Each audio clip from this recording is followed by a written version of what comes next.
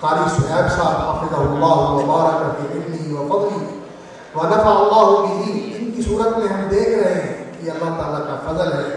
ہم اللہ سے دعا کرتے ہیں کہ اللہ تعالیٰ اس ادارے کو دن دگنی رات دگنی ترقی عطا فرمائے، اور اس کے فیض یافتہ الحمدللہ دعوت و تبلیغ کے میدان میں، تعلیم و تربیت کے میدان میں، تجوید و قرات کے میدان میں، اور اصلاح امت کے میدان میں مختلف جگہوں پر خدمات سے انجام دے رہے ہیں۔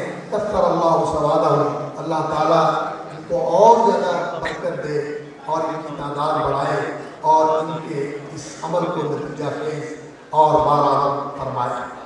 حضرات، پیغام کے طور پر ایک بات آخر میں عرض کرنا چاہتا ہوں کہ آج امت مسلمہ کا رویہ اس قرآن کے ساتھ بہت ہی بے اتفاقی اور بے اعتنائی کا رویہ ہے۔ قرآن سے اعراض اور قرآن کا حجر یہ ہمیں اپنی زندگی میں ہر طرف دکھائی دیتا ہے۔ قرآن چھوڑ دیا، قرآن سے منہ موڑ لیا۔ قرآن کی تعلیم پر، سمجھنے پر، سیکھنے پر، عمل کرنے پر، اس کی دعوت کو پھیلانے پر جس قدر ہمیں پوری طرح متوجہ ہونا چاہیے تھا، کوشاں ہونا چاہیے تھا، کمر بستہ ہونا چاہیے تھا، وہ ہمارے اندر دکھائی نہیں دیتا۔ بہت معمولی سطح پر، محدود پیمانے پر اور نیند بے دلی کے ساتھ یہ کام ہم کرتے ہیں اور یہ سمجھتے ہیں کہ چلو یہ بھی ہو جانا چاہیے۔ نہیں، واقعہ یہ ہے کہ ہمیں اپنی تمام تر توجہات اور کوششوں کا محور قرآن کو بنانا چاہیے۔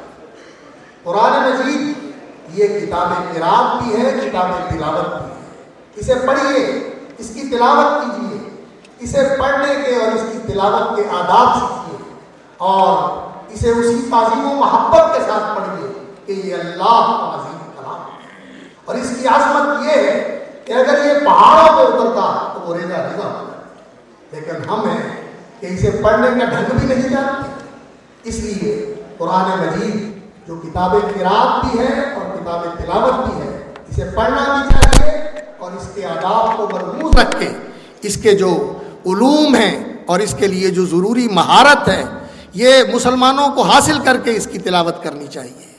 اور یہ کتاب موعظت بھی ہے اور یہ کتاب ذکر بھی ہے۔ اللہ رب العزت نے اپنے بندوں کی نصیحت کے لیے، ان کی موعظت کے لیے اور ان کی یاد دہانی کے لیے یہ کتاب نازل فرمائی ہے۔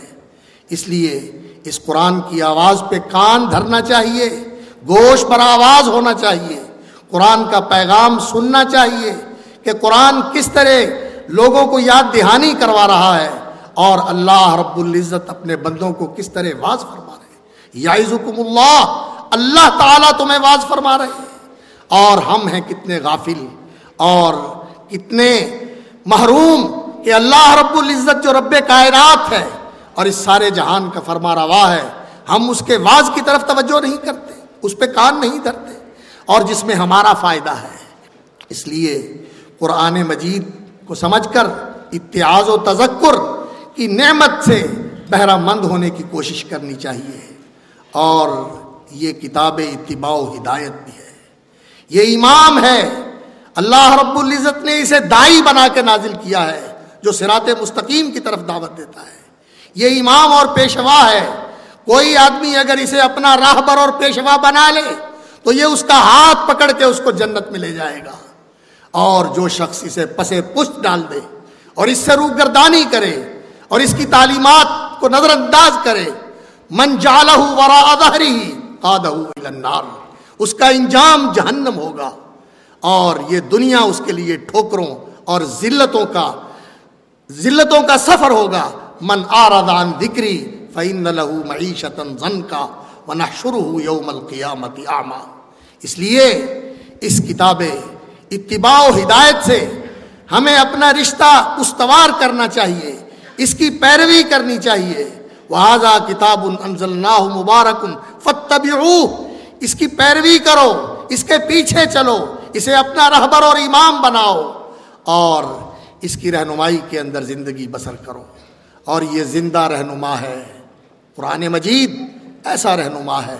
یقین جانیے زندگی کے کسی شعبے سے آپ تعلق رکھتے ہوں، کسی راستے کے لیے آپ رہنمائی چاہتے ہوں، آئیے قرآن کی طرف رجوع کیجئے۔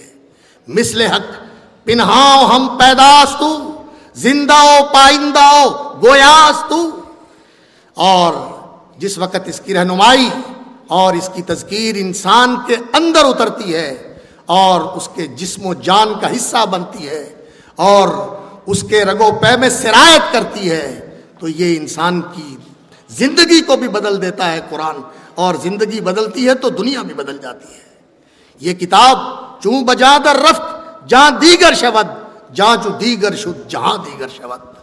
اس لیے اس قرآن کی طرف پلٹنے کی ضرورت ہے. اسے اپنا ہادی بنائیے، اس کی اتباع کیجیے. اور تمام تر علم و دانش رکھنے والے، فکر و فلسفے سے تعلق رکھنے والے ارباب بصیرت اور اہل علم و دانش سے میں گزارش کروں گا کہ یہ کتابیں تفکر و تدبر بھی ہے.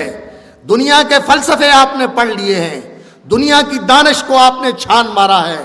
آئیے اس قرآن کی طرف، یہ آپ کو دانش و بینش، حکمت و بصیرت اور علم و معرفت کی وہ دنیا دکھائے گا کہ پوری دنیا اس کے سامنے آپ کو تاریخ نظر آئے گی. آئیے اس قرآن کی طرف، پلٹیے اس قرآن کی طرف. یہ کلیت القرآن و تربیت الاسلامیہ اسی کی ایک تحریک ہے اور اسی کا ایک تسلسل ہے. اور میں آخر میں شکر گزار ہوں ہمارے اس پروگرام کے منتظم اور منظم اور ان کے معاونین کا اور جملہ رفقاء کا، علماء کا، جنہوں نے اس میں شرکت فرمائی اور شرف شرکت عطا فرمایا. اللہ تعالیٰ ان سب کو جزائے خیر عطا فرمائے. اور اللہ رب العزت ہمیں دین کی طرف رجوع، دین سے تمسک اور قرآن کے ساتھ تعلق اور قرآن کے ساتھ زندگی بسر کرنے کا جذبہ عطا فرمائے. سبحان ربک رب العزت عما یصفون وسلام علی المرسلین والحمد للہ رب العالمین. سبحانک اللہم وبحمدک اشہد ان لا الہ الا انت استغفرک اللہم واتوب الیک.